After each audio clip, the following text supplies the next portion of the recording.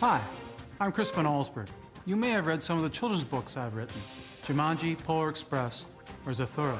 In this episode of NASA Connect, you'll learn about the history, mythology, science, and math that relates to a total eclipse. NASA scientists and engineers will introduce you to a satellite that actually makes its own false eclipse. In your classroom, you'll build an eclipse simulator. So stay tuned as host Derek Wang takes you on an exciting journey. NASA Connect, Path of Totality.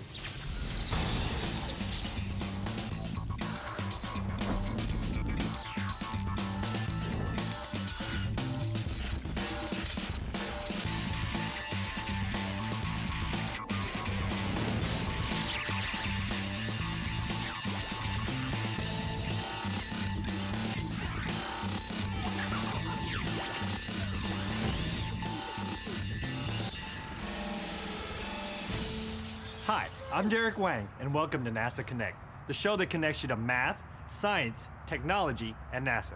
On today's show, we're going to learn about eclipses and angular size. Teachers, you'll want to make sure your students are ready for some critical thinking. When these questions appear on the screen, you'll want to pause the videotape to facilitate class discussions. Today, I'm at the Museum of Contemporary Art in Santa Rosa, California. This is the home museum of Daniel Alberti, sculptor of the stars. No, not movie stars, those stars. Everyone, I would like for you to meet Daniel, who has created many unique sculptures using celestial mechanics. Celestial mechanics is the mathematical calculation of the movement and positions of the planets and other objects in the sky. Daniel even has a personal connection to the sun. Isn't that right, Daniel? Well, that's right, Derek. But everyone has a connection to the sun. I'm a sculptor, and I like to use the light of the sun and the light of celestial objects to play off the surface of my work. As a young boy, I would often ride my bike over to the California Academy of Sciences to check out the Morrison Planetarium. They had great shows on astronomy, and there was this fantastic pendulum which showed how the Earth rotated on its axis.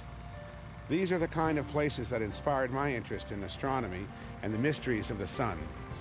Daniel, our show today is about eclipses. What can your sculpture tell us about solar eclipses? As an artist, I'm fascinated with light and shadow. I love the way light changes during the course of a day, depending upon the position of the Earth to the sun. So I began to sculpt objects that show light and shadow on their surfaces. And over here is a sculpture I recently created. It's my favorite. That's cool. What is it called? It's called a shadow catcher. This bowl-like structure focuses natural light as a dot drifting across the sculpture. Watch as the dot passes across the shadow catcher. It's interesting to see how the form travels along the surface of the sculpture, much like the shadow of the moon crossing the Earth's surface. And students can make their own shadow catchers. For directions to make the shadow ball, check out the link at NASA Connect website. Of course, an eclipse is one of nature's most dramatic works of art. Daniel, thank you very much for sharing your personal story with us. You're welcome.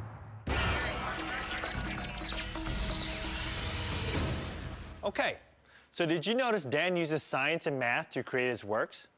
His understanding of form, light, shadow, and space are what makes his sculpture so unique. Let's find out more about these magnificent solar eclipses. Here at the Chabot Science Center in Oakland, California, visitors can explore interactive exhibits that teach about the movements of the planets and their moons around the sun. The movement of the Earth and Moon creates the most powerful display of form, light, shadow, and space in our world, a total solar eclipse. As a total eclipse begins, the moon's shadow approaches from the west. The chill and the sweep of the moon's shadow rushes across the landscape at over 1,600 kilometers per hour. Totality is a phase of the eclipse when the light from the sun is completely blocked from view. The darkness of totality resembles evening twilight affecting living things. The sky near the horizon still appears bright, but sunlight seems gray and weak. The solar eclipse is an amazing sight. But to understand what an eclipse really is, we need to talk to a NASA scientist. But before we do that, here are some questions that your students might want to think about. Why do eclipses occur? What is angular size? What is the path of totality? Why don't we see a total eclipse every moon cycle? This is a great time to pause the tape and discuss these questions. Fred Espenak is one of the world's authorities on eclipses. He works at NASA's Goddard Space Flight Center in Greenbelt, Maryland. He uses computers to make predictions on thousands of eclipses, and he runs NASA's official website on eclipses. These accomplishments and his participation in dozens of eclipse expeditions have earned him the nickname Mr. Eclipse. So let's ask Mr. Eclipse, how can something as small as the moon block out something as big as the sun? Good question, Derek. A total eclipse of the sun is one of the most awe-inspiring sights in all of nature, and it's all made possible due to the unique geometry in the distances and sizes of the sun and moon as seen from the Earth. As we all know, the moon orbits the Earth and the Earth orbits the sun, and celestial mechanics allows us to calculate these orbits with great precision. When the moon passes between the Earth and the sun, we say that the moon is in the new phase. An eclipse of the sun can only occur when the moon is new. However, not all new moons produce a solar eclipse.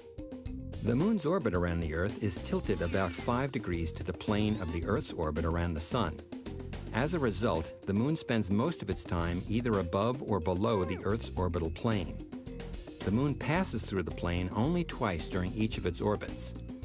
If the moon also happens to be in a new moon phase when it crosses Earth's orbital plane, then a solar eclipse will occur.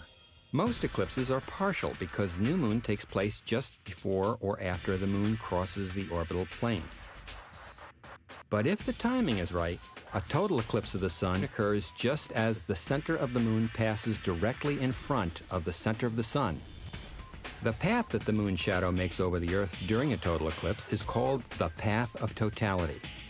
To see a total eclipse, you must be in the path of totality. As a total solar eclipse begins, a ghostly silhouette looms into view, framed by a white glow that creates a halo around the darkened sun. In the final seconds, the sun's remaining rays shine through deep valleys along the edge of the moon. At the same time, the sun's corona appears, surrounded by the moon's black disk. Before the last bead of sunlight vanishes, the effect resembles a cosmic diamond ring. Suddenly, totality. The bright sun is gone. A black disk surrounded by a pale halo now stands in its place. The sun's corona is the most stunning, most beautiful, and most unexpected feature of a total eclipse. As the outermost layer of the sun's atmosphere, the corona is extremely hot with a temperature of 2 million degrees Celsius. The moons of other planets in our solar system produce eclipses, but none of them have the perfect size fit that total eclipses have from Earth. In some cases, the moons have angular sizes that are much larger than the sun. In other cases, the moons are much too small and too far away to cover the sun. We call this kind of an event a transit. Our NASA Mars rovers have both photographed Martian moons Phobos and Deimos as they transited the sun. Pretty cool. To compare the relative sizes of the Earth, Moon, and Sun, we'll use this basketball and this tennis ball. Let's call this basketball Earth and this tennis ball the Moon. These are the relative sizes of the Earth and Moon to each other. So what do you think we could use to represent the size of the sun? A small car? Think bigger. The sun would be 90 feet in diameter, about the size of this office building. So how is it that this tennis ball-sized moon can block this building-sized sun? The answer is angular size. Angular size is the measure of an angle formed by extending imaginary lines outward from a specific point to span the width of an object. The imaginary lines form a triangle. Angles are measured in degrees. Two objects in space may appear to be the same size if their distances and diameters are proportional, and if they are viewed from the same position on Earth. The diameter of the sun is 400 times larger than the diameter of the moon. But the sun is also 400 times further away from the Earth than the moon is from our planet. If you extend imaginary lines that span these two objects to our viewpoint on Earth, you can see that two similar triangles are formed.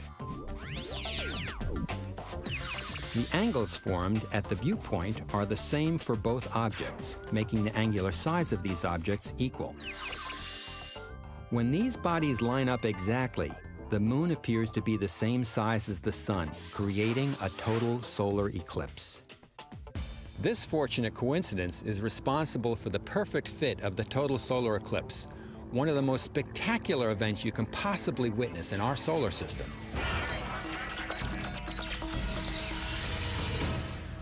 Thanks, Mr. Eclipse. Now we understand much more about eclipses.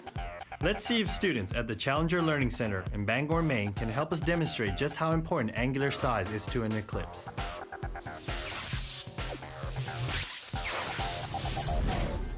Permission to come aboard, ma'am. Permission granted. Hi, welcome to the Challenger Learning Center of Maine. NASA Connect asked us to show you this very cool activity. We created a model to show how one object can eclipse another. Teachers can download this activity at the NASA Connect website at connect.larc.nasa.gov. To do this activity, we had to use measurements and proportions to determine distances and diameters, understand how two objects in space with very different sizes at different distances appear to be the same size, measure the angular size of two objects, and measure an angle. We followed the directions from the NASA Connect website lesson guide to make our eclipse simulator using a shoebox, paper, tape, scissors, and a skewer stick. We had to use our geometry skills to find the center point on each end of the box. Then we drew a horizontal line along the center of each side of the box. At the center of one end, we punched out a small hole about 2 centimeters round. We used this as our peephole to view the objects in space. We traced the lighted end of a flashlight over the center of the opposite end of the box. We also traced a quarter on black paper and cut out the smaller circle. We measured the diameter of each circle and recorded them in our journals. Then we attached the smaller black circle to the center of the skewer stick. We set up proportions for similar triangles to help us simulate an eclipse. We know that the diameter of the larger circle divided by the distance from the peephole to the larger circle is equal to the diameter of the smaller circle divided by the distance from the peephole to the smaller circle. Once we understood the relationship between these values, we had to decide which value we needed to find.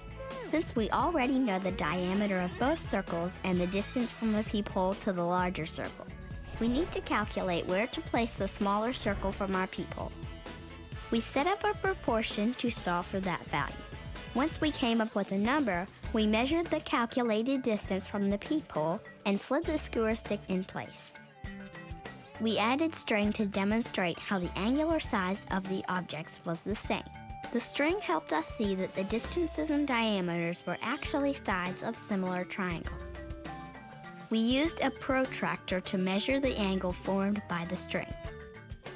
We were able to use the same proportion to predict the diameter of an object even farther from the peephole. We checked our solutions by making a circle with the predicted diameter and placing it between the strings at a specific distance. Our small circle was able to eclipse an even larger object. The proportion helped us prove that angular size is related to the actual diameter of two objects and the distance they are from a specific point. We even covered our flashlight in yellow cellophane to demonstrate the sun's corona when we had a total eclipse. Of course, we took safety precautions and used dark sunglasses to look at the flashlight. This was just a simulation. We know you should never look directly at the sun, even during an eclipse. That was sweet. Now I understand how the moon can block the view of the sun. But why is it so important to study the corona? I guess I need to learn a little more about the sun. Let's visit with Carolyn Inge of NASA's Sun-Earth Connection to learn more about this very important star. Hello, Derek. You're right. The sun is very important to all of us here on Earth. Our sun is actually a very average star. It is not the brightest nor the hottest star, and it's actually classified as a dwarf. Heat and light come from deep within the center of the sun, where nuclear reactions between the gases release massive amounts of energy. Like Earth, The sun has an atmosphere surrounding it. Because the sun is so bright, it is hard to see the upper atmosphere of the sun. But when a total eclipse occurs, the moon blocks out most of the light from the sun, and the corona is visible. As NASA looks deeper into different parts of the sun, we gain more knowledge about the Sun-Earth connection. We know how important the sun is to us all. Heat and light generated by the sun make life on Earth possible. Variations in the sun's temperature could have dramatic effects on Earth's long-term weather. Solar storms affect satellites, telecommunications, electrical power grids on Earth, and are a danger to astronauts. The sun even holds clues to how we can generate renewable energy for future generations. So studying the sun is extremely important, and a total solar eclipse gives scientists a dramatic way to study one aspect of the sun, its corona. Back to you, Derek.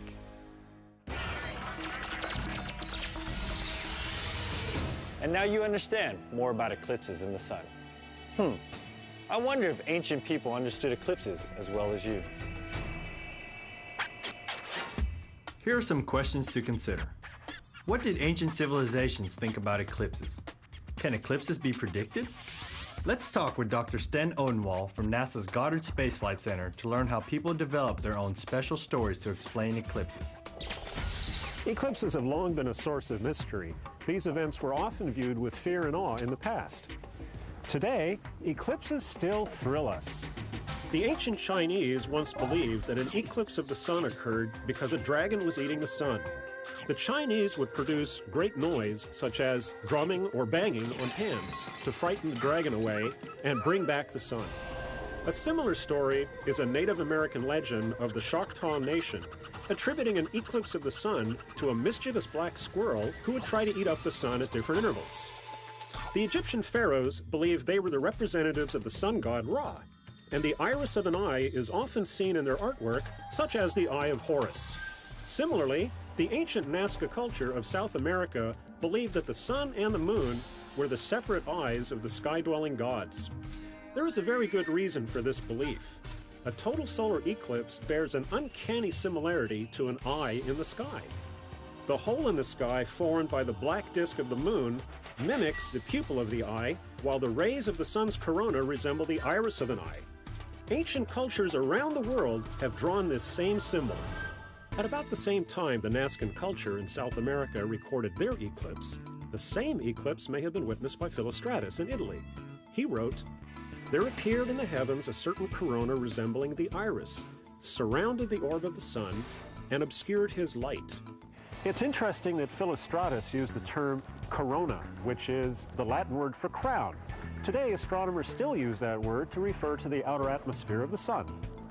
The ancient Greeks once feared eclipses, but fear turned to reason when a Greek-Turkish philosopher by the name of Thales used deductive reasoning to predict an eclipse. According to some historians, Thales was the first person to study solar patterns to accurately forecast an eclipse. The date was May 28, 585 BC. His prediction of darkness in the middle of the day actually brought an end to a 6-year war fought between two cities. Thales carefully studied the patterns of the moon. To do this, he used records left by the Egyptians and Babylonians. His prediction earned him a place among ancient historians as one of the 7 wise men of ancient Greece. Thales understood how angles were related and the properties of similar triangles. He might have set up simple proportions to determine when the Earth, Moon, and Sun would line up again. Thales may also have known that every 18 years and 10 days, the Earth, Sun, and Moon are in the same geometric relationship. This is called the Saros cycle. This means the same lunar phase happens on the same calendar day. Thales might have known when the last solar eclipse occurred in his geographic region from records kept by the ancient Babylonians. By adding multiples of the Saros cycle, every 18 years and 10 days, he could have predicted that a new moon and eclipse would reoccur on May 28, 585 BC. Some people thought he was a powerful magician, but Thales may simply have been using observations, historical records, and a little arithmetic to make his famous prediction. By always asking why and how, Thales contributed to the development of science and mathematics. Every time we observe a pattern and predict an outcome, we follow his example. Today, we know enough about the orbits of the Earth and the Moon to predict eclipses.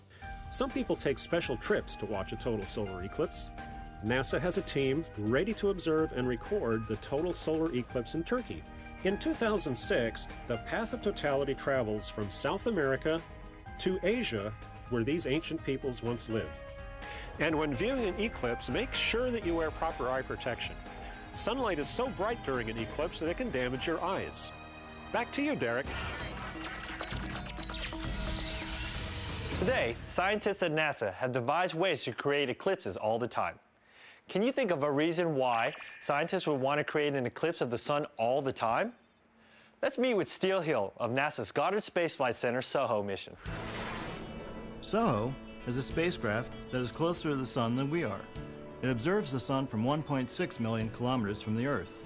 SOHO stands for Solar and Heliospheric Observatory. On board, 12 instruments gather information about the internal structure of the sun's outer atmosphere, and solar storms. There is no other spacecraft like it. The sun's magnetic field appears to be responsible for heating the corona and producing violent explosions called coronal mass ejections, or CMEs. CMEs carry billions of tons of charged gases into space, and CMEs can reach Earth in 1 to 4 days. To observe a CME, SOHO has two telescopes called coronagraphs. Circular disks in the coronagraph block out the sun to create an artificial eclipse, allowing NASA to observe the corona. Scientists watch clouds of plasma blasting out from the sun as flares or CMEs. SOHO takes images about every 20 to 30 minutes and sends these images to the Deep Space Network here on Earth. The images are processed and displayed on the web within 30 minutes after traveling 1.6 million kilometers.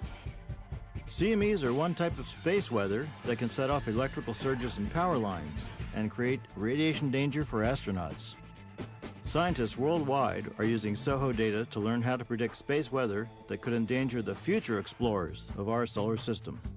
Although we scientists have the advantage of seeing eclipses every day through SOHO, nothing can replace the personal connection people feel when they observe a total solar eclipse here on Earth.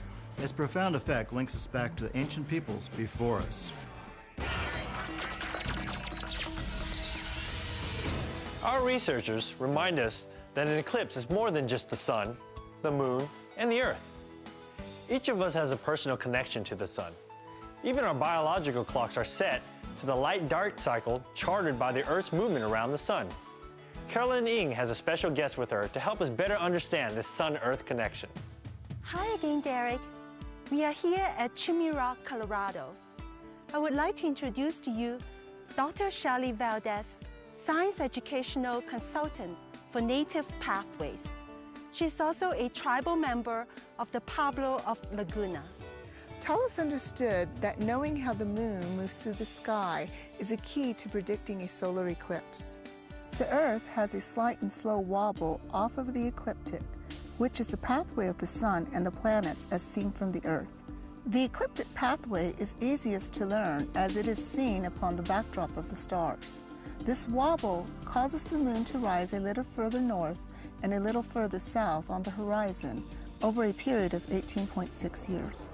This movement of the moonrise over landmarks on the horizon appears to slow and then stop for several moonrises before the movement starts going the other way.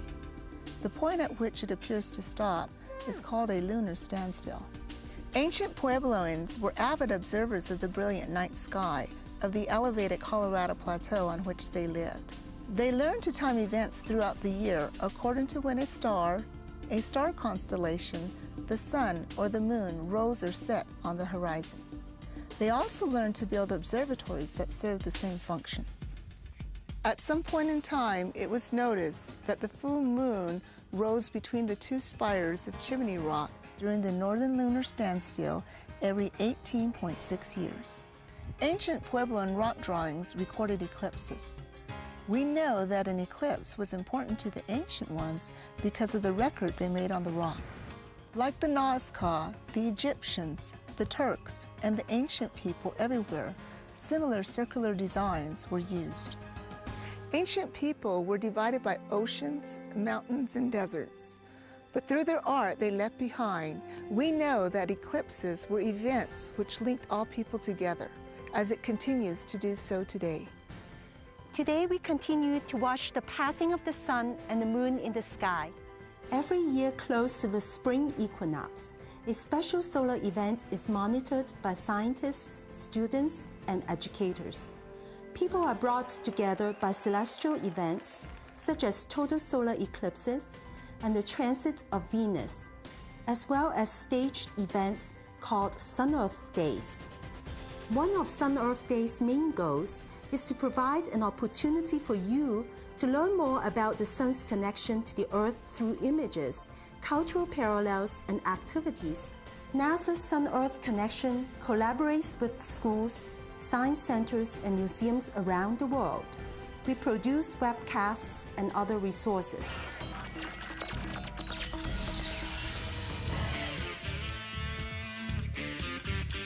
Thank you, Carolyn. Thank you, Shelley. Thank you, Alex. You're very welcome. Well, we really learned a lot today. About eclipses, how they work, and how they affect people. I would like to leave you with one final challenge. Are eclipses or transits only caused by a moon's shadow on a planet? As our astronauts travel to the moon, Mars, and beyond, will they encounter any other object in space that may have the same angular size as that of the sun? Are there other relationships that might create an eclipse? Conduct your research on the internet, and you can work together to find an answer. And you can get back in touch with me at NASA Connect. Well, this wraps up another episode of NASA Connect. We'd like to thank everyone who helped make this program possible. Got a comment, question, or suggestion? Email them to Connect. So until next time, stay connected to math, science, technology, and NASA. Goodbye for now. Hi, my name is Mary Sanchez. I work for NASA. I'm also a member of the American Institute of Aeronautics and Astronautics, or AIAA. We can help your students learn how math and science are used in everyday life. For more information on how to request a mentor for your classroom, please visit the NASA Connect website.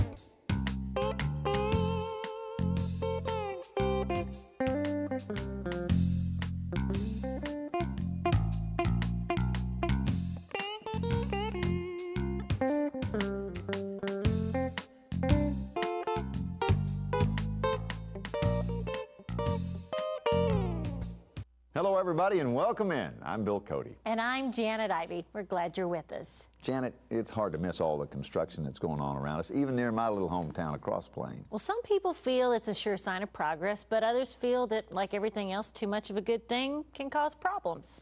In this case, we're talking about another population that shares the world with us, wildlife. Traveling across our state, it's not unusual to see construction in the middle of old family farms, even along some of our most scenic highways, right in the middle of what was once home to many wild animals. While our world is expanding, their world is being crowded out. Wildside guide Annette Noel Hall explores the effects of urban sprawl and the uneasy life we now live with nature. Bulldozers and backhoes. Big, smoky, noisy machines of mass destruction. It's happening slowly, and you don't know it's got you till it's got you.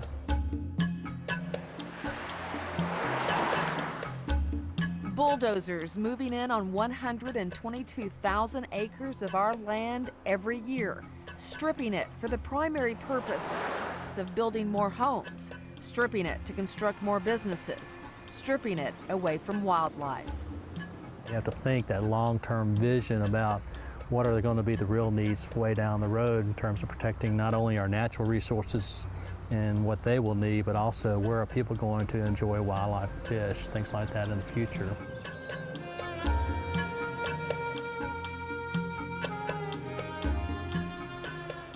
When farms are wiped out and wooded hills decimated, it leaves little regard for wildlife and necessary vegetation.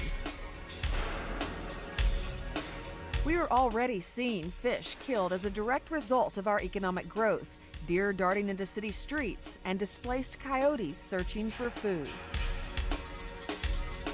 I had the experience here of having coyotes come in close to my home and be seen. And I was just curious. I was curious if there was if what I was seeing was typical, because they didn't react as I thought they would when they saw me. I came home with my neighbor at about 5 o'clock, and we counted 22 deer. And so we stopped the car because we weren't going to go amongst those. But we are among them, pushing farther and farther out from our cities, looking for the last frontier and willing to tear it down when we find it. There's some kind of balance. We don't know what that balance line is, where it exists there, but that balance eventually will be lost. But lost only if we stay on our current path. Over the last 5 years, a nonprofit agency called Cumberland Region Tomorrow has been working in partnership with the TWRA, business leaders, and developers to change the course we've set out on. We just think that we have some choices to make to support that growth, but also to make good informed choices on how we guide and encourage the development that's sure to come. Dr. Bridget Jones, who holds the position of Executive Director of Cumberland Region Tomorrow, spends her days in the delicate balance between encouraging growth and helping to protect our natural resources. Yes, we want to grow, but how are we going to do it? How are we going to develop? Where are we going to put it? So that we can accommodate what we all want, but still hang on to our quality of life. Dr. Jones frequently turns her attention to Rutherford County, which she says is the fastest growing county not only in the state, but in the entire nation.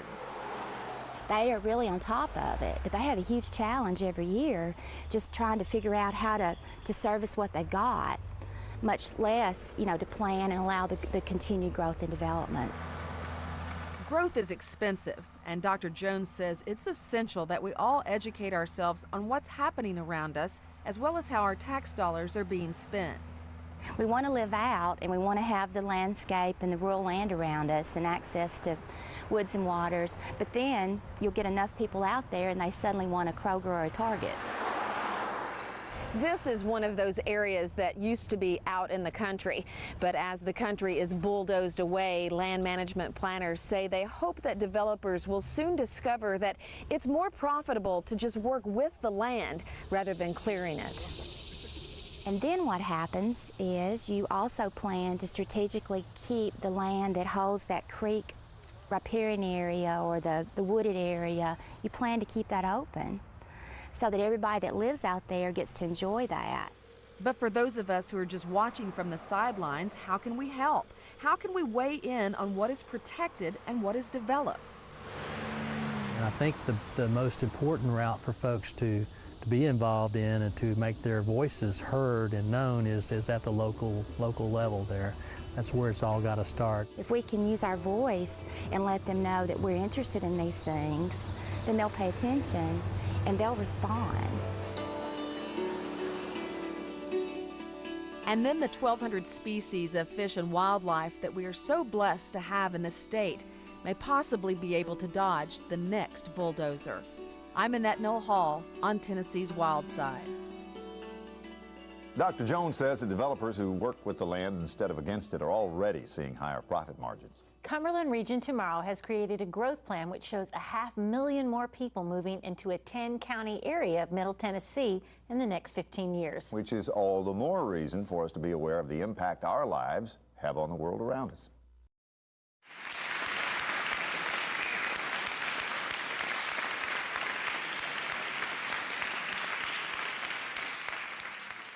The reason that stormwater runoff is a problem is because this is not a forest. Clearly it's not a forest. And because of that, it doesn't act like a forest when it rains. The water has nowhere to go. It pools up and then quickly runs off of these impervious surfaces, usually directly into a water body. Ends up looking like this. You see the sediments, you see the fine particles, but what you don't see are all the chemicals that are also in that runoff. So as an aquatic ecotoxicologist, that's what I'm concerned about, are the chemicals. Sometimes you have pesticides, sometimes you have pharmaceutical products, but you always have heavy metals and a group of chemicals that are called polycyclic aromatic hydrocarbons, PAHs. And these largely originate from fossil fuels. So think in an urban setting about dripping oil, think about car exhaust, think about tires. For the past 4 years, my research group has been studying the toxicity and effects of urban stormwater runoff. We wanted to know, for example, what's actually in urban runoff? What are the concentrations of those chemicals of concern? How toxic is that runoff to aquatic animals, particularly fish? And finally, could we maybe prevent the toxicity if we tried to clean up the runoff in some way? So we started collecting highway runoff to try to answer these questions. And we're collecting it from not just any urban runoff, but highway runoff in particular, because we know it's going to contain some of the worst actors that we know are present in urban runoff, particularly those metals and PAHs. And there's actually a downspout from this elevated highway directly into our parking lot, so it makes collecting the runoff really easy for us.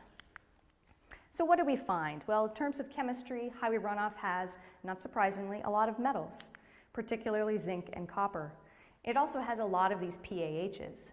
Now remember, it's a group of chemicals, so you can either add them all up and get total PAHs, which is at the bottom of this graph, or you can separate them out and look at them from smaller, lighter PAHs like naphthalene up to bigger, heavier PAHs like chrysene. This is the pH fingerprint. In terms of looking for toxicity, we're using zebrafish as our primary animal, our primary aquatic model. This is a small, rapidly developing fish that responds to chemicals much in the same way that humans do. We've seen that sometimes the urban runoff will kill these fish, but more often it will cause sublethal effects. And included in that are things like an inability to hatch, general developmental delays that make the fish smaller, a small eye phenotype. Their eyes are actually smaller. It's called microphthalmia. Pericardial edema. So pericardial means around the heart, and edema means fluid accumulation. So they're actually accumulating fluid around their heart, and usually this means there's a problem with the way their heart's functioning. And finally, in more extreme cases, you can actually see deformities of the jaw and of the heart itself. I want to show you what this looks like. The top videos here are fish that are 2 days old, and the bottom ones are fish that are 4 days old. They have a two-chambered heart, and you can actually see the blood pumping between these two chambers. There we go. The rest of the fish have been exposed to stormwater runoff. Their hearts are also beating, their two-chambered hearts are beating and pumping blood for the most part, but they have a variety of other problems, including that edema, the swelling around their heart, including pooling of blood, cranial hemorrhaging, which is actually blood bleeding in their head, and finally, visible deformities of the heart in some cases. And we don't know for sure what chemicals are causing, what particular chemicals are causing these effects, But some of those PAHs I was telling you about, we know can be cardiotoxic. This means that they're toxic to the cardiovascular system, which includes the heart. Now, some of these same chemicals actually get into the air from car pollution in urban areas and also give humans bad hearts. We can look for cardiotoxicity in a number of ways, and some of them are more sensitive than our eyes. So for example, molecular science. How does this work? Well, when the body wants something done, it sends a molecule in to fetch a code from a specific gene. Now remember, a gene is just a section of your DNA that's all wrapped up in the chromosomes that are inside the nucleus of every cell in your body. That gene gets copied, and then that copy gets translated into a final protein product. And that protein might be an enzyme, it might be an actual structural protein like a heart muscle fiber. We have a couple tools we can use. qPCR, we can measure how much of a gene is being transcribed, how many copies are being made. The more need there is, the more copies that will be made. And with antibody staining, we can look at that final protein product, how much is being made and where is it being made in the body. One of the proteins we can look for is CYP1A. This is a protein made by a gene that gets turned on when there are PAHs in the water, and the body needs help detoxifying and eliminating them in the case of fish. So this protein, you can see in this photograph by the green staining in this image, is actually the protein itself being expressed in individual cells in the fish's skin in response to being exposed to stormwater runoff. Now, if we zoom in and we can go inside the fish's body and look inside the heart, you also see this green staining. So the detox enzyme is being expressed inside the heart itself. This lets us know that this animal is not only exposed to cardiotoxic PAHs, but they're actually acting on the heart. Another thing we can look for is that gene expression, how many copies of the genes are being made. So in the case where there are more cardiac abnormalities, when fish have more cardiac abnormalities, we see more copies of the gene being made. Another gene that we look for is NPPB. This is a natriuretic peptide, and it's a gene that gets turned on when there's cardiac stress. It's turned on in the heart. So when there's more cardiac abnormalities, you see more copies of this gene being made.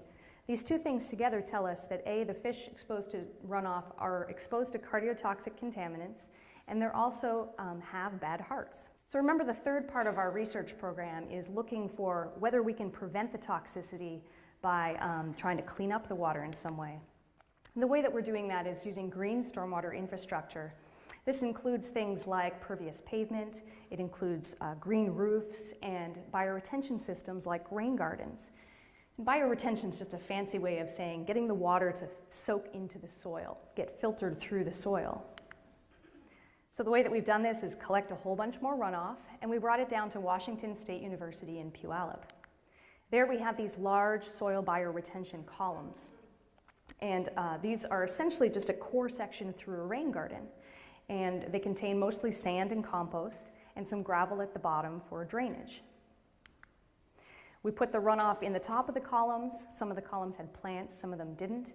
And then we collected the filtered runoff out of the bottom and used it for various tests. In addition to the tests with the zebrafish, we also used our our target organism, which is coho salmon. So coho salmon exposed to clean control water, 100% survival, nobody died. And this is what we expected to see. In the runoff that had not been filtered by the soil, all of the fish died. So what was going to happen in the runoff that was filtered through that soil system? Well, good news, they all survived, just like in the clean water. With the zebrafish, we looked for those sublethal effects. And what we looked for were whether the air bladder was inflated, how big the fish were, whether they had that swelling pericardial area. The bigger it is, the more swelling there is around the heart. And then that eye area, whether they had small eyes. So when the fish were exposed to their runoff, and we compared that to the control fish in clean water, they had no air in their swim bladders, in their air bladders. They were smaller. They had swelling around their heart, so higher area, and their eyes were smaller.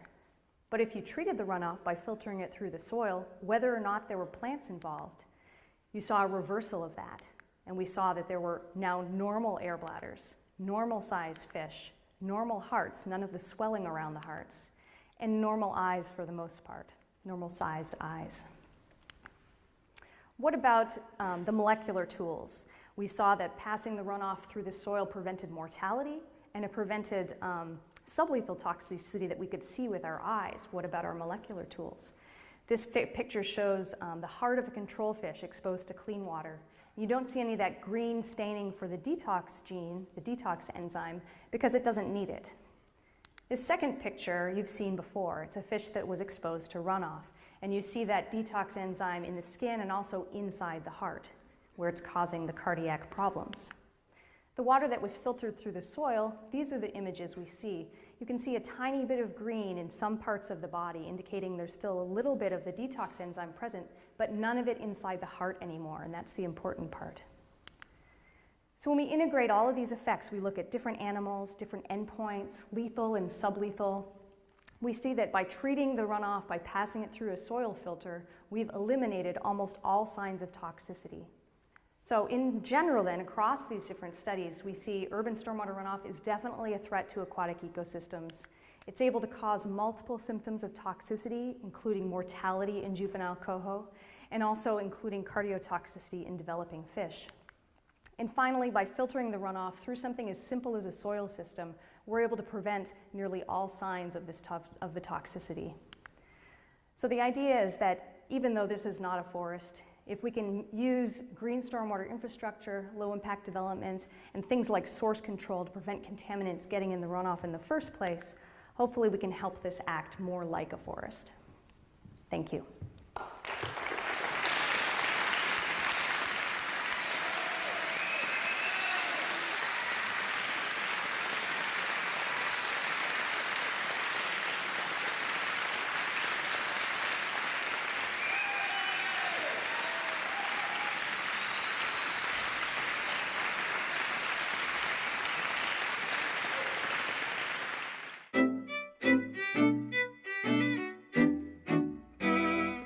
Hello, everybody. I'm Janet Ivey. And I'm Bill Cody. Welcome in. I don't know about you, Bill, but one of my favorite memories of childhood is going out and splashing around on a cool creek on a hot summer's day. Did you do that? Childhood, huh? That's why I live on the creek now. I still do that as an adult. Well, whether it's to escape the hot weather or to go exploring for exotic creatures like tadpoles and crayfish, creeks have always held a special place in the imagination of youngsters. These days, there's an even more important reason to get kids into creeks. It's about a better future for them and for nature.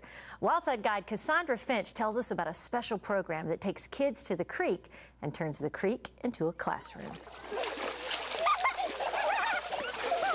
Why are these kids splashing about in Big Swan Creek in the middle of a school day?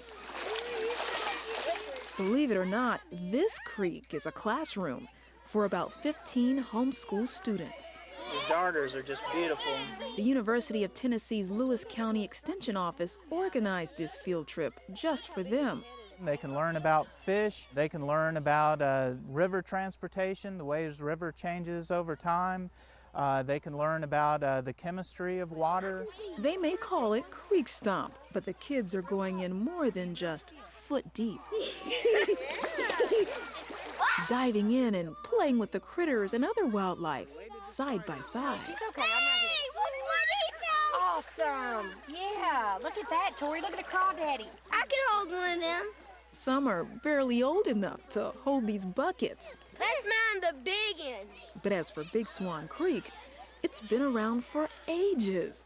At one time, a railroad bed that carried iron ore ran along these banks, right beside the clear, cool water that flows today. Okay, everybody. Hey, let's gather up here.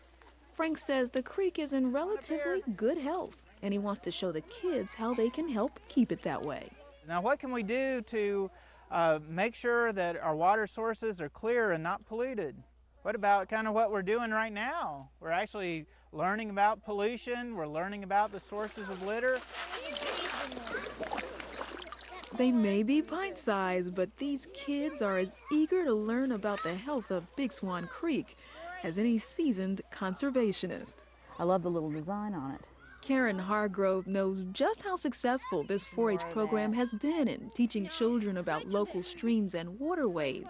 Last year, MTSU's Center for Environmental Education presented the kids the Stream Savers Award for organizing projects that creatively demonstrate how to improve the area's water quality.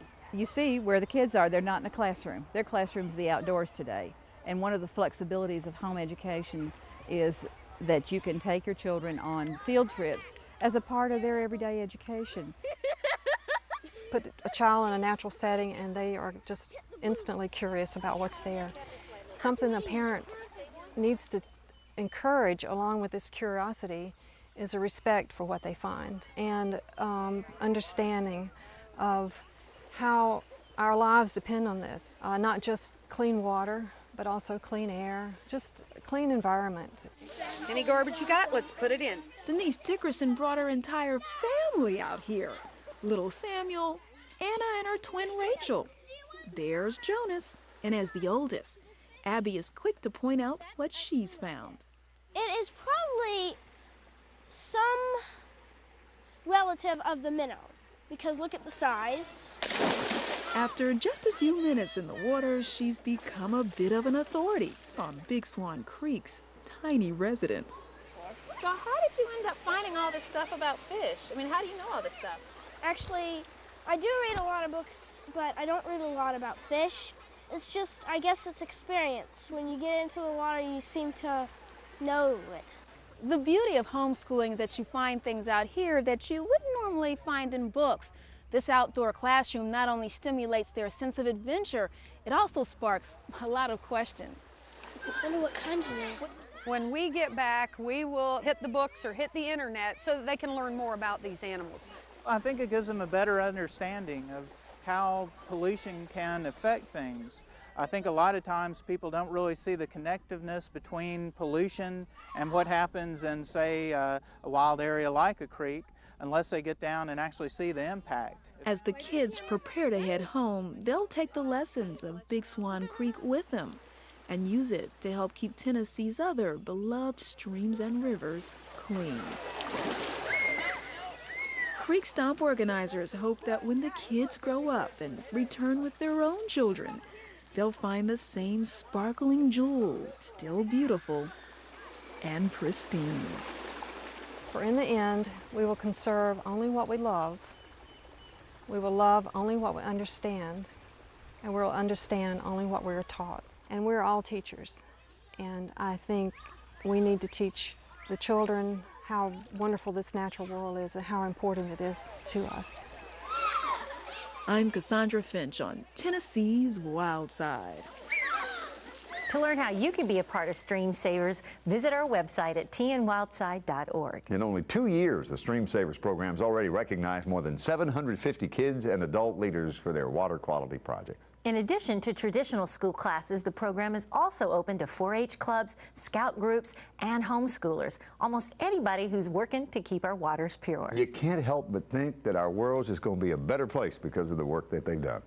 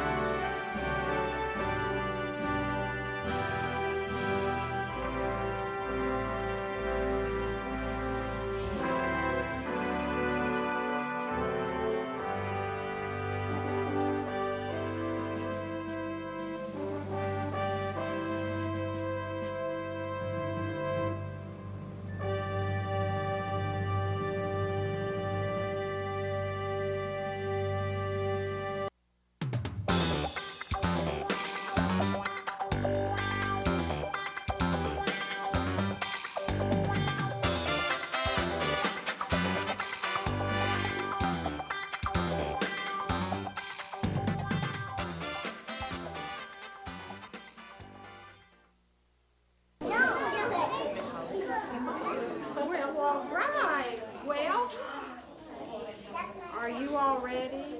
Yeah. What are you ready for? What do you want to see today? Reptiles. I wonder what a reptile is. I wonder if it's a mouse. No. A kitty cat. A dinosaur. A snake. And a turtle. And a turtle. And a frog. And a frog. You think we're going to see some of those things today? Yeah.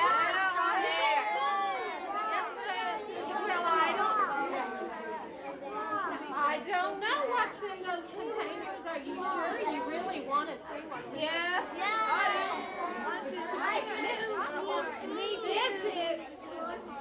This is Miss Holly with the, please say the name of your company. Natural History Education Company of the Mid-South.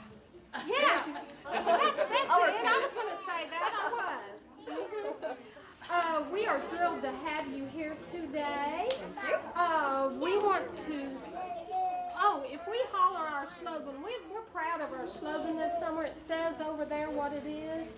If we holler that, we're like, will it cause a problem here and wake anything They should up? be okay. Now you're sure? We don't want to cause a problem right here. Yes, don't worry about it. Do we? Yeah, she says it'll be okay. So let's, on the count of 3, what's our slogan? Dream big, read. Okay, do y'all remember? Dream big, read. Okay, on the count of 3, let's holler it out. She says it's fine. 1, 2, 3. Ooh, I think we're okay. Okay, she said we're fine. So here is Miss Holly. Yay! Thank you. Good morning, everybody. Good morning. Like she said, my name is Miss Holly Taylor, and I work for the Natural History Education Company of the Mid-South. That's a mouthful. Our company is a company that likes to share our knowledge of wildlife and the outdoors with people, especially young people. So I brought some amazing live animals to share with you guys today. This is called the World of Reptiles, this program is. So this program includes things like reptiles, things like snakes and lizards and things like that. Some people don't like these animals very much, but I just want you to know you're going to be seeing them and seeing them very closely. So please, let's go over some rules first, all right? Because these are live animals, we want to make sure they don't get scared. So, I need you guys to sit on your bottoms, crisscross applesauce, and stay behind the lines. This is what I need you to scoot back a little bit and stay behind the lines, okay? Keep these areas clear so I can walk around. I don't want to trip and fall with the reptile. You don't want me to either. So, stay seated, please. Do not get up and run around, especially when I've got the animals out. We need to stay as quiet as we possibly can as well, because we don't want to frighten the animals when I'm holding them. Frightened animals will bite and scratch and try to get away. That'll be happening to me. I'd rather it not happen to me. So let's keep it nice and calm and quiet. There will be no touching of animals today. These are like zoo animals for looking, not for touching. You don't want to touch them. They don't like being touched. So let's keep our hands to ourselves when I walk around. But I'm going to make sure everyone gets a nice close look at them the best that I can, okay? Also, I know you guys are going to have lots of questions, and that's great. Questions are how we learn. If you want to ask me a question, what should you do first? You should raise your hand. Very good. Okay. Now, I want to see how smart you guys are. So I'll be asking you lots of questions. If you want to answer one of my questions, what should you do? You should raise your hand. Let's practice that. Those of you guys who want to stay here and see all the cool animals by following all the rules, raise your hand. That better be everybody. Okay. Those of you guys who don't want to stay here by breaking the rules and be asked to leave, raise your hand. Hopefully there's nobody like that. Kids under 3 don't count for that one. So, all right, so let's make sure we stay quiet, stay seated, keep your hands down, and I will put the animals away and ask people to leave if you guys can't follow the rules. It's for your safety, number one, okay? I don't want anyone to get hurt, especially me, but that's okay. I've been hurt before. All right, also, cell phones, I'd appreciate if you guys silence those. I don't mind if you take pictures. Flashes won't bother the animals, so don't worry about that either. We ready to get started? Yeah. Okay, so today is called the World of Reptiles. First of all, who can tell me what a reptile is? What makes them different from other animals? Yes? One thing is, most of the time they're cold-blooded. Some lay eggs, and they are cold-blooded. And most of the time they have scales. Scales, good, no hair, they've got scales. What does it mean to be cold-blooded? Does anybody know that? Does it mean your blood is cold? What does that mean? Like they stay in a very cold spot, like in some cold-blooded animals. They stay in somewhere where it's very dark. Sometimes, yeah. Basically, what it means is you. Go ahead. Did you have a? It means that they have to, like, if they're too hot, they have to go somewhere cold, and if they're too cold, they have to go. Very good. You were on the right track. Good. Basically, cold-blooded means your body's the same temperature as your environment. So if a snake gets too cold, they gotta move into the sun to warm up, or if they get too hot, they gotta move underground to cool down. That's basically what cold-blooded means. Okay, so who can tell me, or to raise your hand, what is this? What have I got here? The Earth. Good. What do we call a map of Earth like this? Globe. Very good. This is a globe. This globe is special because you don't see any words on it. There's no boundaries. This is actually satellite pictures from space. So if you were an astronaut floating up in space looking down on Earth, it would look a lot like this without the valve. Let's talk about our amazing planet Earth. Raise your hand. This should be a review for most of you guys. What is the blue on our planet? What is the blue? Water. Okay, water. Good. Oceans, rivers, streams. What about the green? The green. Yes, sir. Grass. Land. More specifically, what would be green from space, though? What would green be showing up? More specific than land. Grass. What else would be green from space besides grass? Trees. Forest. Good. So forest. What about the tan color? What would the tan color be like? Sand. Yes. Sand? What kind of environment would be sandy like this, though? Deserts. Good. Deserts. What about the spot on the very top of our planet? What is that called? Which one's on top? North Pole. Good. And then the what? South Pole. Good job, guys. Okay, one more. What is the imaginary line that runs around the center of the planet? The equator. The equator. Good job. You're a smart bunch. Okay, equator divides Earth in two equal halves. So this is our amazing planet Earth.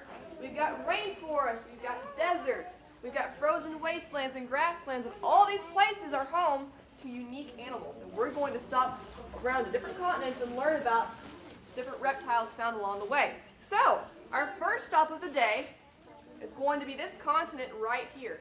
What is this continent? Africa. Good. Our first animal is an African animal. He is found right down here in southern Africa. Nice and green. This is African marsh and grassland. So let's meet him.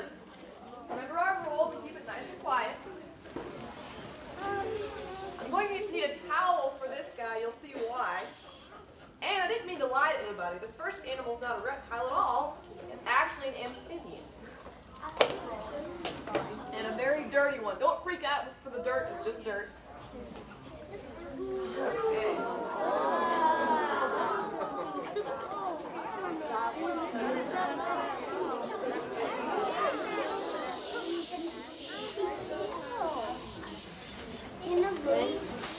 Okay. He is alive. Watch his eye. He's alive. Okay. This is an African bullfrog, also known as an African pixie frog. This is the world's second largest frog, which means there's a frog that gets even bigger than this. You're gonna come around, don't put your fingers up to his mouth, just look. He's a big frog, isn't he? But like I said, this is only the world's second largest frog. The world's largest frog is the Goliath frog. Those guys are over a foot long from nose to rear end, not including the legs. That is the world's largest frog, and yes, that's a big frog, but these are pretty big too. These get about 5 or 6 pounds. He's about as big as he's gonna get. He's mostly air right now because whenever they get frightened, they puff up with air like that to look all big and strong. Now, like all amphibians, his skin is shiny and moist. Why do amphibians have to stay moist all the time? Does anybody know why? Shh, quiet down, guys. Does anybody know why? No. You guys are all doing it right now. How they breathe. They actually breathe through their skin. That's why they have to stay moist all the time. You guys be patient. We're going to squeeze through here. I don't want to step on anybody. Stay where you are. It's okay. Make sure everyone gets a nice close look at him. Everyone else stay quiet and be patient when they come around. So he's slimy. You got to stay moist because that's how he breathes. Now, no touching. Just look. You don't want to touch him. Wait a minute. I told you it's just dirt, so don't panic. It's going to be a lot worse. Just dirt. So, where these guys are found, there are 2 seasons. How many seasons do we have here?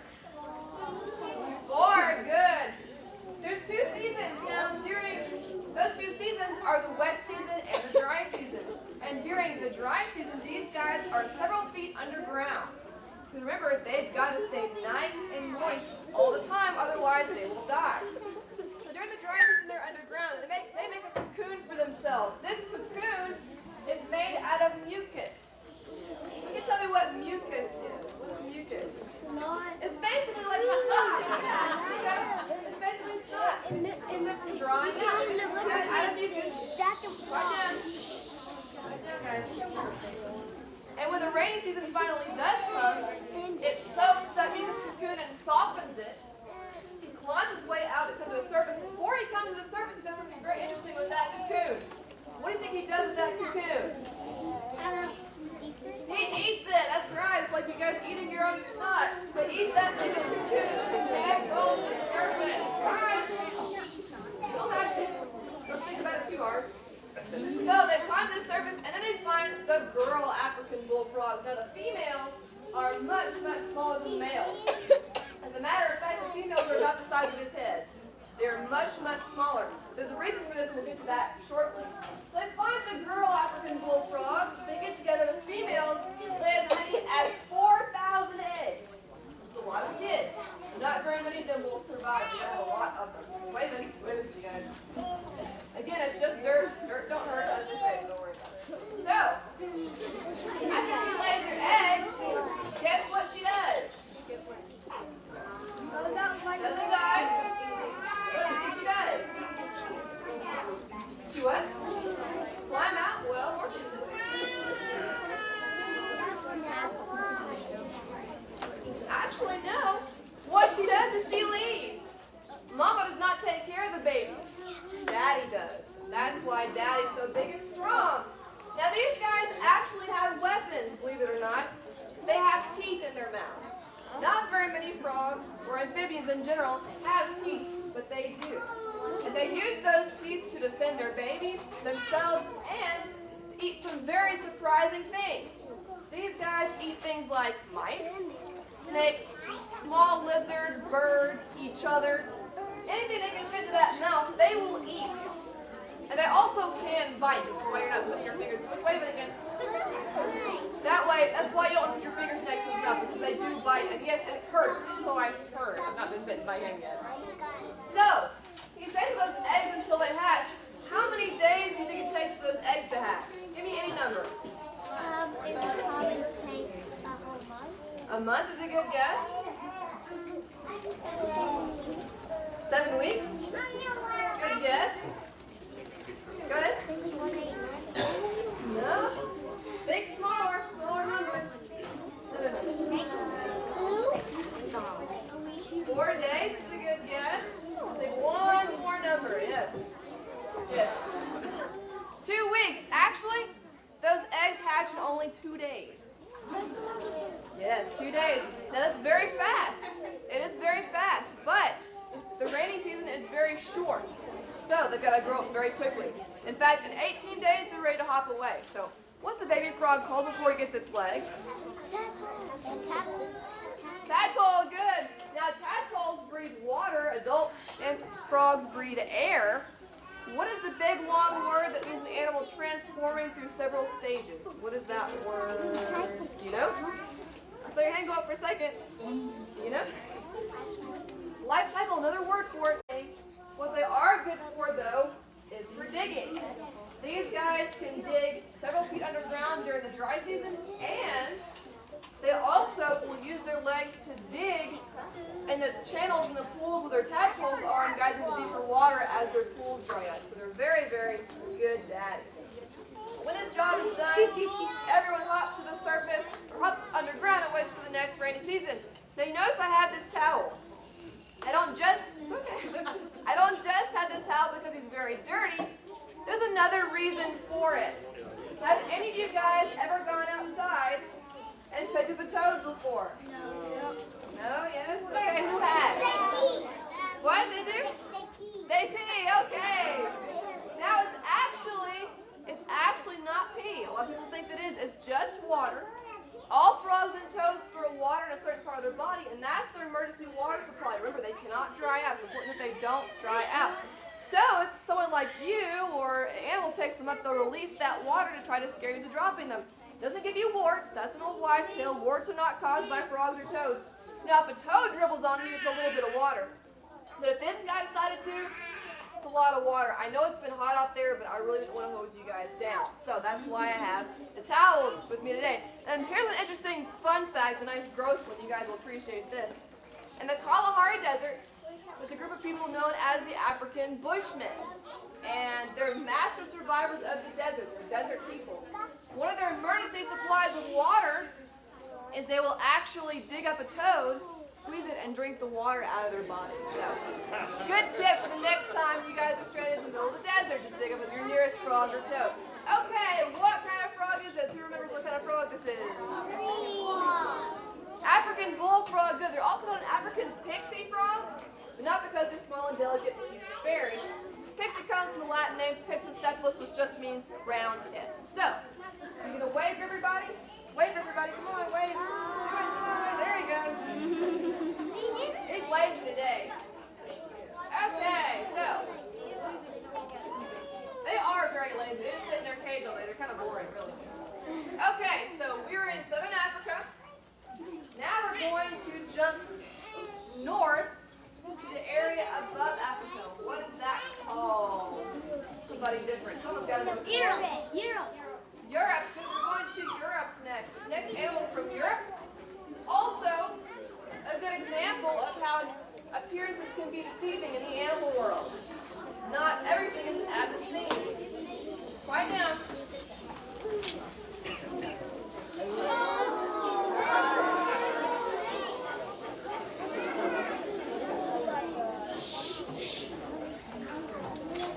Better, thank you. This is not a snake. He looks like one, but he's not. This is actually a European legless lizard. He's a lizard. Because he has no legs, does not make him a snake. I'm going to tell you why he's not a snake. Several reasons, actually. Look at him. Remember, don't touch. Just look. You're gonna see him hiss and throw his body around. He does not like being held, but don't worry about it. He's not going to hurt anybody. There's a few reasons why we know he's not a snake. If you look at his head behind his eyes, you're going to see holes. Those holes are ears. Snakes don't have those. Snakes are actually dead. But these guys have ears. Also, sweetheart, can you see that more? I don't want to trip over here. There you go. We've actually got room right here. You're also going to notice him blinking. Snakes don't do that either. Because these guys have eyelids and snakes do not. So they blink and they've got ears. They've also got several rows of belly scales, a different shaped head, and really just different behavior overall. So we know this is in fact a lizard and not a snake. Now his tail actually starts way up here. This is his tail. Now their tail, keep your hands down. Can I come around, keep your hands down so you don't want to touch them. Now their tails can actually break off. Why would it be good for a lizard to be able to lose his tail? Yes, ma'am. We can run away. Very good. That is a defense mechanism. They can lose or senesce their tail if a creature is trying to attack them and eat them. A lot of things like to eat these guys. Shh. Quiet down. That tail can break off. And if the tail breaks off, it'll actually thrash around and spurt blood everywhere. It'll attract the predator away and he can actually escape. Now he will regrow his tail. It won't be as pretty and long. It'll be dark and short and stubby. But he can survive and go on and live the rest of his life. Now these guys do actually have something left of legs. You guys won't be able to see it too well because I don't want to put them that close to your face. But if you were to look very close at the top of his tail, he's got these two tiny little nubs. And those nubs are actually called vestiges. They're not legs anymore. They don't really do anything. But they're kind of left over from when scientists think they had legs at one time. Now, they also have, I've got them, don't worry. If he got out of my hands, hypothetically speaking, he's just going to escape. That's all he's going to do, so don't worry about it. He's harmless. Now, they also have a free-floating pelvis. But that pelvis also does not serve any purpose either. These guys are found in dry, rocky areas. In the Mediterranean, parts of Russia. They have an interesting name in Russian I want to teach you guys. Right now, these guys are called the Sheltodopusik in Russian. The Sheltodopusik. Can you say that?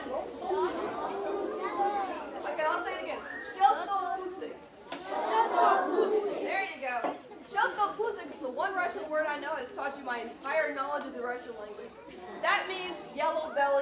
Russian. So that's the Russian. So these guys are active mostly at the beginning and end of the day. What do you think that a creature like this would eat? What do you think he would like to eat?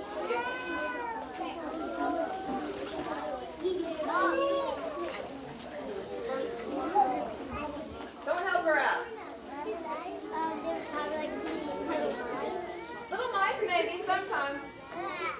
It's all right. It's all right. What else? Bugs. There you go. These guys like to eat bugs or insects. Now, what is a meat eater called? What do you call a meat eater? Yes, ma'am. Carnivore. Good. What about a plant eater? What is that? Herbivore. Good. What about if you eat both? Yes, ma'am. Omnivore. Okay. What about if you only eat insects? What is that called? I'll give you a hint. Insect is in the name. Too much talking, guys. What would that be, do you think? Insectivore. Insectivore. Good job. There we go. Except anybody. These guys are insectivores. I thought maybe you liked it. That's why I scored a little bit when I got that.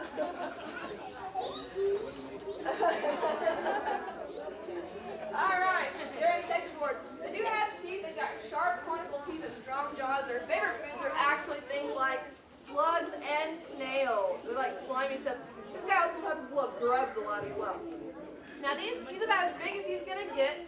He's fully grown. I don't know for sure if it's a boy or a girl. They get about 3 feet long. These guys also have surprisingly long lifespans. Right down. These guys live 50 years or more, which is surprising for an animal of this size. Someone just knows when to throw it in their face. Okay. Right now, do we have any Harry Potter fans in here? Okay, let's test your geeky knowledge here. All right. So, in I think the second movie, I'm not sure which book it was, there was a mythological creature that looked a lot like this. What was that creature? Basilisk, good. He looks like the basilisk. He was actually inspiration for the basilisk. It's very similar in appearance. Obviously, the basilisk is much bigger. Now, the basilisk in mythology was the king of all serpents that could kill you by looking at you in the eye. But he's not the basilisk, so don't worry about it. This guy is not a snake. What is he? A lizard. Lizard, good. Why do we know he's a lizard and not a snake? It's one of the reasons we know that. Snakes don't have ears. What else? They blink. Good. Okay. European legless lizard, or what's his name in Russian? Yellow belly. Yellow belly. There you go. Okay. So where are we right now? Where are we at? Europe or Russia? Okay. Right down. So right now, we're going to jump across the smaller ocean. What is the small ocean called? Atlantic, good. We're going to go to this continent right here. What is this continent? The one higher. Where we live? North America, good, North America. We're going to be here in the American Southwest, in the desert. What are your rules? Quiet down, we'll know what it is.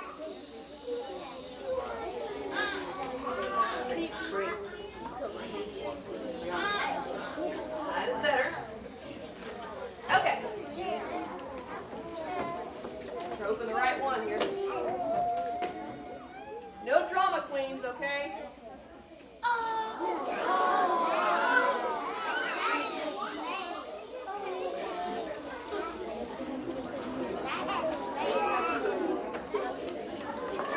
Still too much talking, guys. Okay. This is a snake. This is not a dangerous snake. I would not be holding it if it was. This is a Pueblan milk snake. These are found in the American Southwest, in southern Arizona, and parts of Mexico as well. Now, the colors may be kind of striking to you because there is a snake that looks kind of like this that is dangerous. What is the snake that she looks like that is dangerous? Anybody know? Lady. Not a rattlesnake. I know somebody knows it. It starts with a C. Coral snake, good. She resembles the coral snake. Now, she's not a coral snake. I would not be holding her if she was. But she is similar. She looks like one on purpose. Why would she want to look like a venomous coral snake? Ooh. Very good. Predators will leave her alone, right? If you think this is a venomous coral snake, you're going to leave it alone. There is a way to tell the difference. There's a rhyme to help you tell the difference. Do you know that rhyme? Good. Good job. Okay. Make sure everyone learns this today. We don't have coral snakes here, but just in case you're somewhere where they are. Shh. Guys, over here, calm down. Shh. No. Calm down, okay? All right. Let me teach you all this rhyme, all right? Red touches yellow, kills a fellow. Red touches black, friend of Jack. Okay, now say it with me. Red touches yellow, kills a fellow. Red touches black, friend of Jack. I've heard venom lack as well. Red touches what color? What is this color right here? Black, not yellow. I hope not. This is red touches black or venom lack, friend of Jack. Friend of Jack. Okay, so we know she's not venomous. These are active mostly at night. What do we call an animal that is active at night? Nocturnal, good job. Nocturnal is appropriate for this year's summer reading program. Who's supposed to be talking? Me, thank you, okay. So they're active at night because it's a lot cooler at night than it is during the daytime. Now, you notice as I come around, her tongue is sticking in and out. Is she making fun of you guys? Why is she sticking her tongue out? Why is she doing that? Smell. To smell, very good. It's how they smell. They got a moist tongue like a dog's moist nose. They flick it in and out. That's the way they learn about their environment.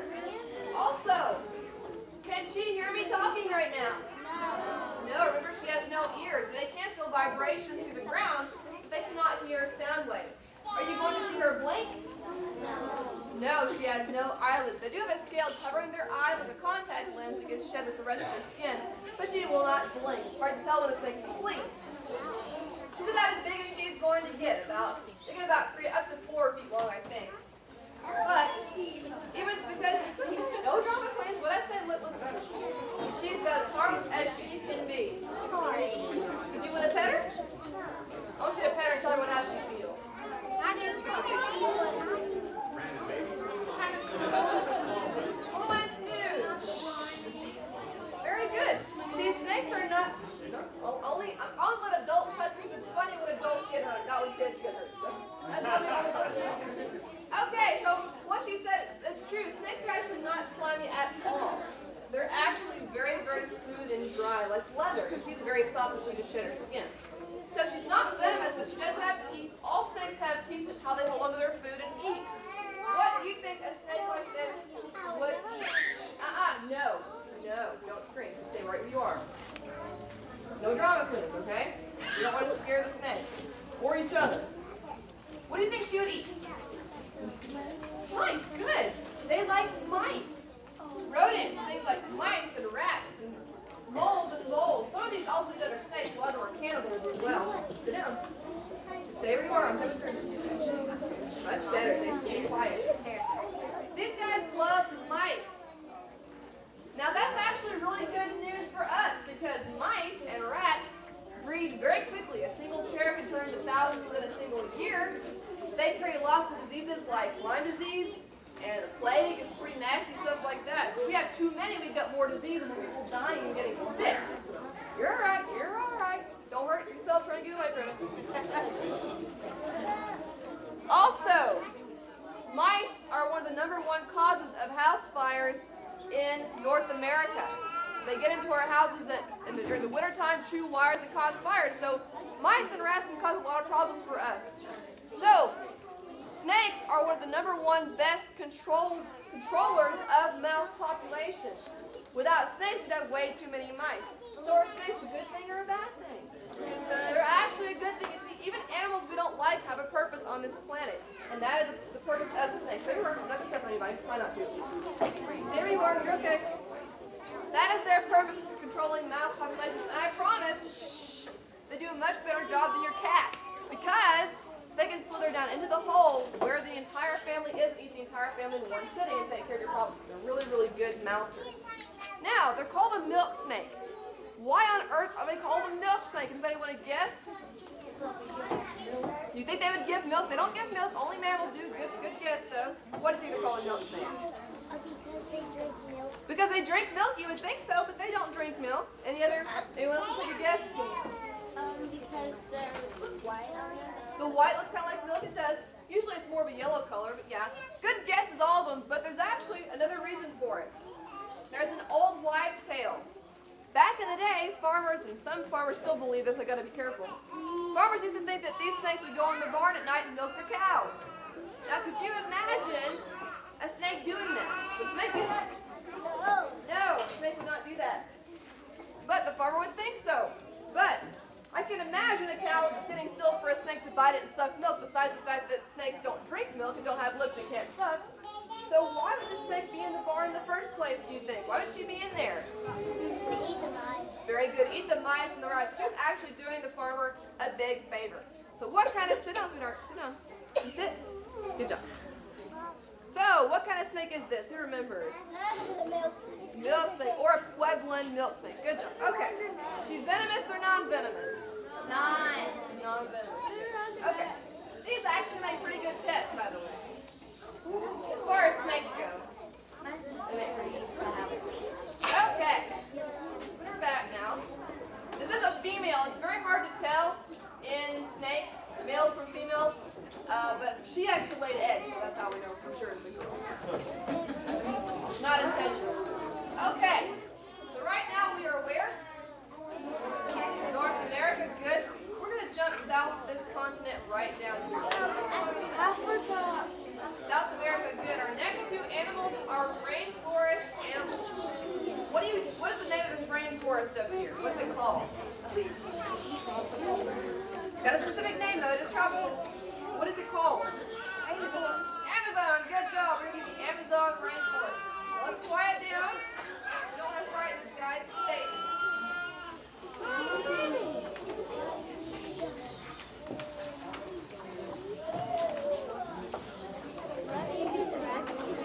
Well, I'll tell you. Okay.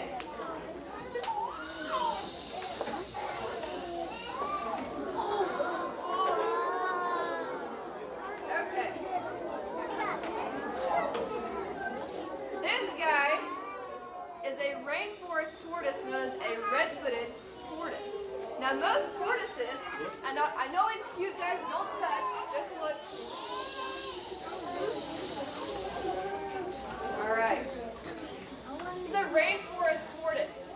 Now most tortoises are found in very dry or desert habitats, but he is not. He is found in the wild in a very hot, wet, humid, rainy place in the rainforest. Now, he's not fully grown. Like I said, he's a baby. He's only about 5 or 6 years old. And turtles grow very, very slow.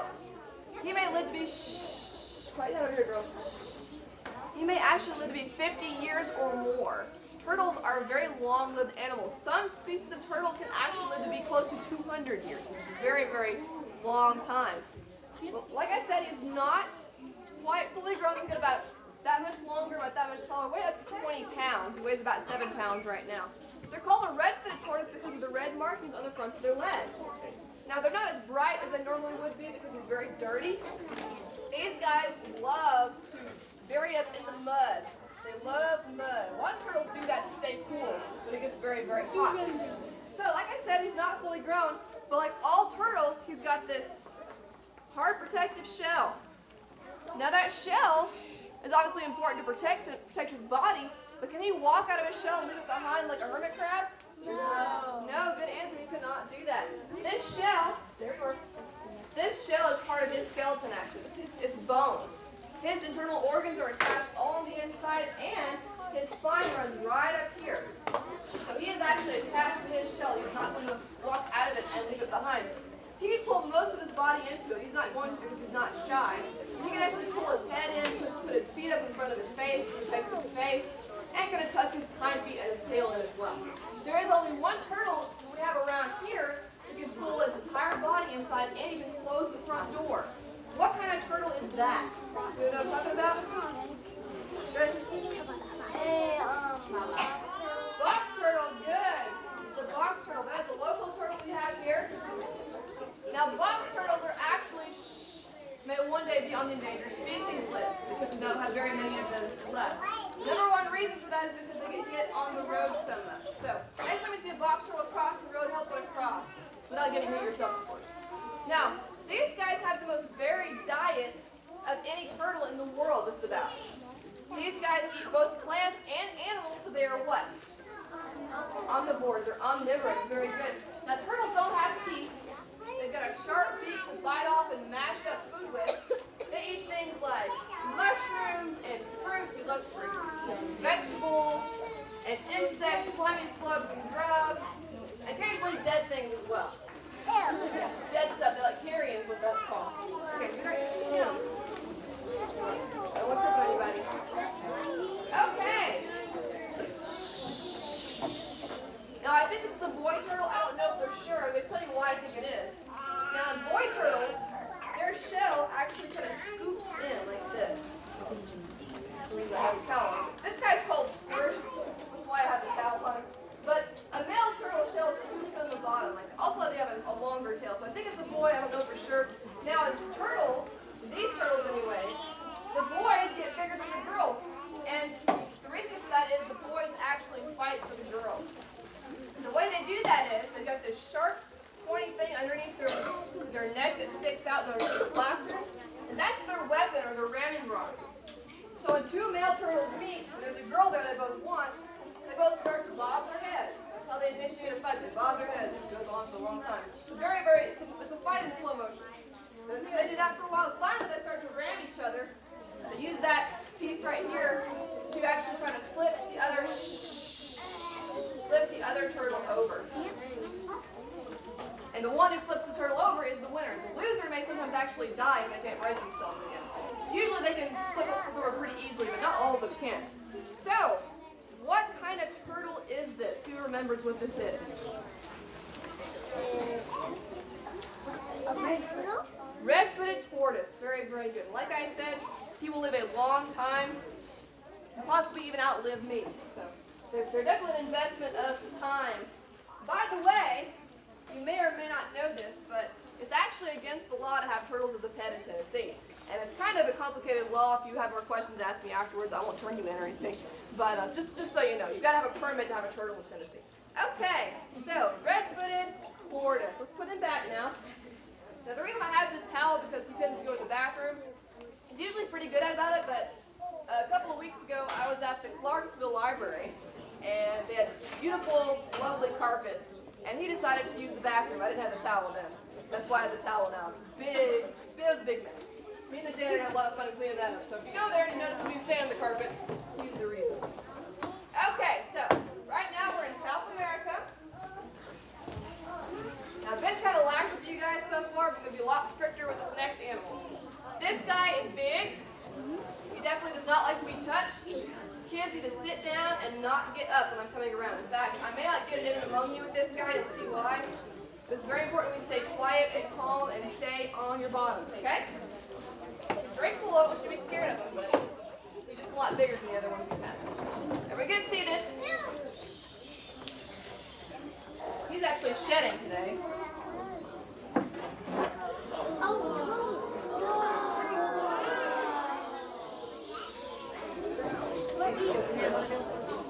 Okay, this guy is maybe an animal you've never seen before. This guy is an Argentine black and white tegu, T-E-G-U. Now tegu just means lizard. This means lizard in the South American language.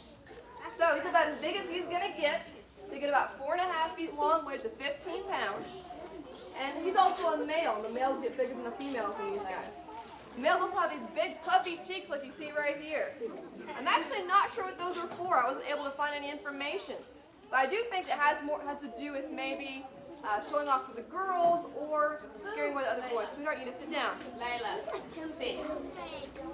Just sit. Okay, stay right there. Thank you.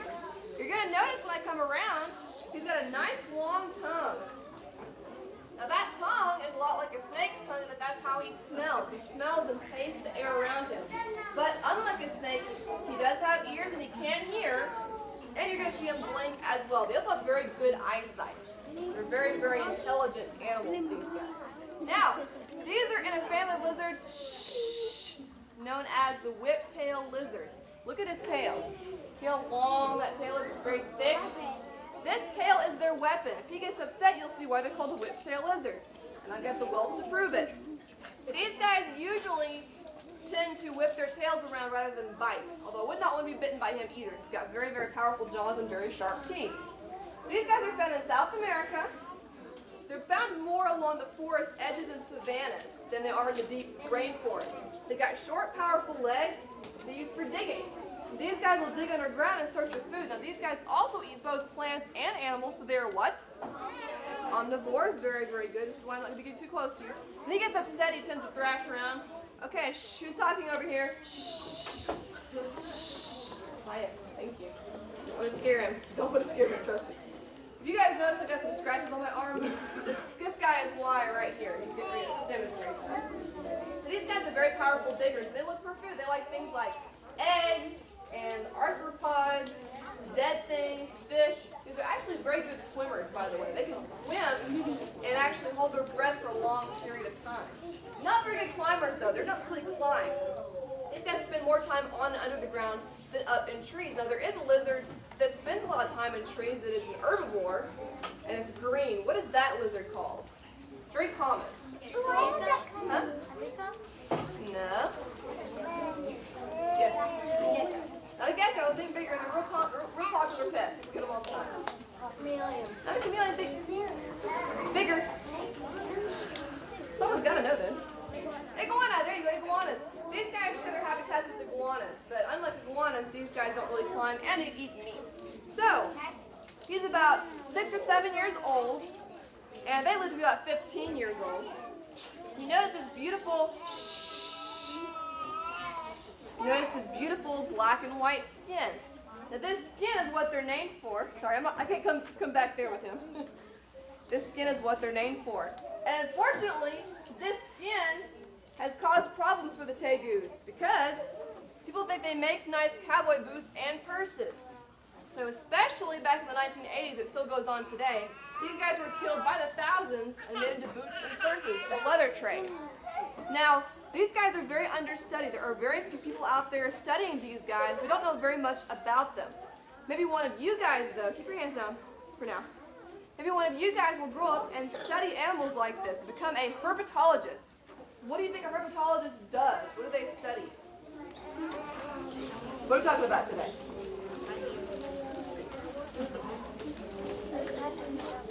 Reptiles, good. They study reptiles and amphibians. It's a herpetologist study. Maybe one of you guys will grow up, be a herpetologist, learn about these guys, and protect them. These don't make very good pets unless you're experienced because they're very, very powerful, and they can really do some damage to you. So, what kind of lizard is this? Who remembers what this is? Black and white skin. No. It rhymes with ragu. The black and white tegu, good job. Argentine black and white tegu. His name is Onyx. Like I said, these guys are actually very intelligent. He knows how to walk on a leash and harness. It's a lot of fun to take him out in public parks and that sort of thing. People out there walking their poodles and stuff. But he's a really cool animal. But when he gets unhappy, he lets you know. So, put it back now. It's pretty good. Argentine black and white tegu. Ouch. He was just getting his balance that time, but it still hurt. Also, another interesting note about these guys. If you ever watch any really, really old black and white movies, like the silent movies, they used to use these as dinosaurs in the background. So, but they got a real prehistoric look to them. Okay, so where are we right now? What continent are we on right now? South America. South America, very good. These guys are found in parts of Argentina and Brazil. Our last, there goes a bit more. I knew I was going to do that at some point. Our last animal of the day, we're going to jump across, find South America again. We're going to jump across the big ocean. What's the name of the big ocean? Pacific, good. We're going to the world's largest continent. Is what? Asia, good. We're going to be in southeastern Asia. You'll only see it when you guys are quiet, that's for sure. We're going to be in southeastern Asia, which is also a rainforest environment. I'm going to stay up here with this next guy as well because he's kind of big and we're still getting to know each other. Everyone will be able to see him just fine, so don't worry about that. Let's meet this next animal. They're found in Malaysia and Thailand, parts of China, and also Burma.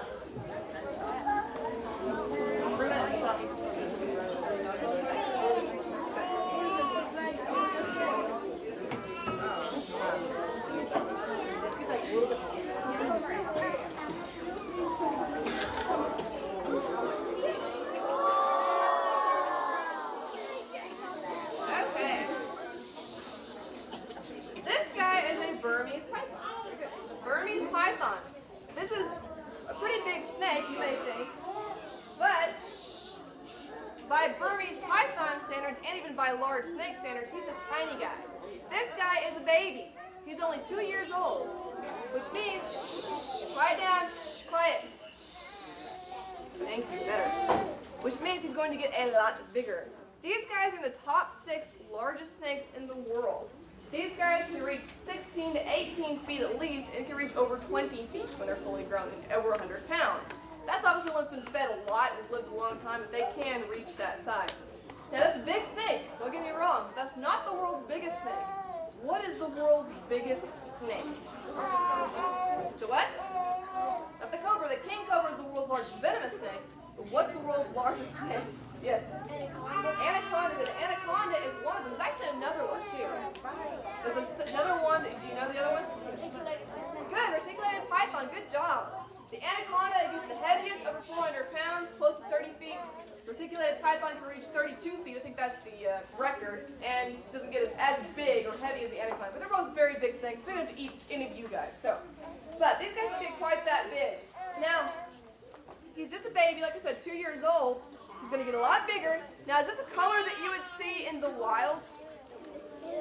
Yes? You think so? No. No. What do you call this color besides yellow, not banana? What do you call, what do you call a color where there's no dark pigment? What is the name of that color? You know? Yeah, you thought you had it. Even people can be this as well. I bet an adult knows it. Albino, good. He's an albino. Albino just means lack of pigment or melanin. People can be that way too. Quiet down. Now, albinos do happen some in the wild, but do you think that he would be able to hide very well? No, this will not make very good camouflage. Their normal color is more of a greenish or brownish color. That acts as, what do you call when you're blending in with your surroundings? Camouflage. Camouflage, good. This is not good camouflage. He would not live very long in the wild like this. This is also an animal that comes out at night, which is, what is that called again? Nocturnal, good. So it comes out at night. These guys, I don't want to put them up too soon, guys. These guys have special tools for finding animals in complete darkness. Under his nostrils, he's got this row of holes. He's not going to, let me show you. He's kind of shy. He's got a row of holes under his nostrils, which are called heat-sensing pits. Those help him to sense warm-bodied animals in complete darkness. So he will actually wait for animals to come to them. These are ambush predators. When an animal does finally come along, they grab it, they wrap their body around it, and they squeeze it really, really hard. What is that called when you squeeze it really hard? Another word for it.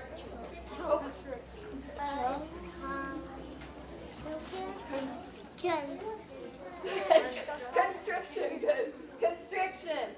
Now hopefully you won't demonstrate that on me today. This is constriction is how they kill their prey. They wrap their body around, they squeeze it till it stops breathing. They do have teeth, they've got very sharp teeth actually, that they use to grab and hold onto their food with, because again, you have to think about it. Snakes are kind of a disadvantage in the animal world. They have no claws, they have nothing to grab their food and hold on with. That's why they've got those sharp teeth that point backwards, kind of like sharks. I know you guys are dying for me to come back there, but I can't walk among the kids with this guy. So we're still, like I said, we're still getting to know each other. Maybe afterwards when the kids are out of here, I might do. Okay, sweetheart, you gotta sit down, okay? You guys need to sit down and stay where you are. Do not. Okay, sit down. Sit down. This is for your safety, okay? So they use constriction to kill their prey. They got very sharp teeth to grab their food with. So their natural habitat is Southeastern Asia, like I said, but it's not the only place you can find these besides pet stores. Where can you find these snakes now that they're not supposed to be? Kind of close to home. Florida. Shh. Quiet down, guys. Shh. Quiet down. Yes, the Florida Everglades and the Keys, where these are now found wild. He's a very active snake. So how in the world did these big snakes get there? What are they doing in Florida? How'd they get there? Everybody's able. How did they get there? They swim across the ocean? No, that's too far. How did they get there? People buy them when they get too big and they let them go. It's a big part of the problem. Very good. People think these make really cool pets. You can go to almost any pet store and get one of these. They're about this big when you get them. You think, oh, it's so cute. People take it home, and 2 years later, they got this. Another couple of years, he's going to weigh, probably close to 45, 50 pounds. They grow very quickly. They can grow 7 feet in their first year of life. They're very, very fast growers. People get scared of these guys, and rightly so. This is not a toy. This really does not even make a good pet, even, because even this size, he could easily kill me if he wanted to. And it does happen. People get killed by these all the time. Their beloved pets they've had for years and years will suddenly one day grab them and try to eat them. Because they don't rationalize.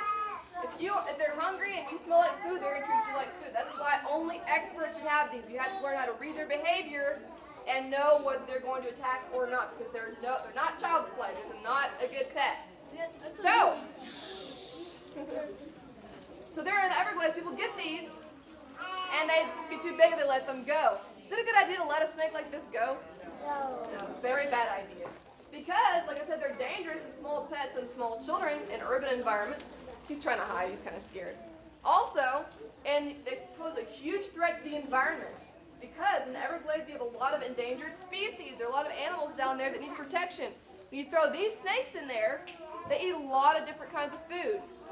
As a matter of fact, common everyday animals like raccoons and opossums are practically extinct. Are practically extinct because there's so many of these snakes. They're estimated there to be about 500,000 of these now living and breeding in the Florida Everglades. So we're never getting rid of them. They're there to stay. But they're not going to migrate north or anything like that because the frost line keeps them down. They can't survive our cold winters. So, is this the world's biggest snake? No. This is the Burmese python. Not the world's biggest snake, but they do get very, very big.